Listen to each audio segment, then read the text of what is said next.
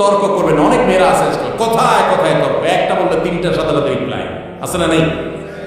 কথা মাটিতে পড়তে দেরি, জবাব দিতে দেরি নাই।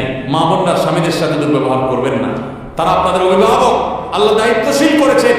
আপনার বুঝে না আসলে একটু সবর করেন, সহনশীল হন, শ্রদ্ধা করতে শিখেন। অনেক বোন আছেন আমার, ৫ ওয়াক্ত নামাজ পড়েন, মাশাআল্লাহ বোরকাও পড়েন, হাত মোজা পা মোজা মেনটেন করেন, কোরআন তেলাওয়াত করেন, মাশাআল্লাহ কোনো আমলের কমতি নেই, কিন্তু স্বামীটাকে মানুষ মনে করে না। আছে না নাই? এই আল্লাহর বান্দী কখনো আল্লাহর কাছে প্রিয় পাত্রী হতে পারবে?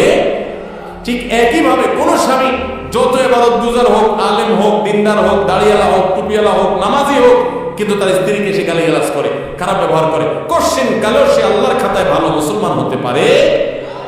এই জন্য ভাই, দাম্পত্য জীবনে পরস্পর প্রতি শ্রদ্ধাশীল হতে হয়, সহনশীল হতে হয়। আজকাল পত্রিকার পাতা খুললে দেখবেন ঠুনকো ইস্যুকে কেন্দ্র করে সংসার ভেঙে যাচ্ছে, খান হয়ে যাচ্ছে, সব বেসবর হয়ে যাচ্ছে, অসহনশীল হয়ে যাচ্ছে। এই যে রমজান মাস গেছে, কি শিখছি আমরা? রমজান আমাদেরকে সহনশীলতা শিখেছে, সংযম শিখেছে, আত্মনিয়ন্ত্রণ শিখেছে, ধৈর্য ধারণ করা শিখেছে। মনে চাইলেই সবকিছু করা যাবে না, মনে চাইলেই খাওয়া যাবে না, হাত বাড়ানো যাবে না, মুখ দিয়ে একটা কথা বলা যাবে না, হিসাব নিকাশ করতে হবে। আল্লাহ আমাদের সবাইকে সেই তৌফিক দান।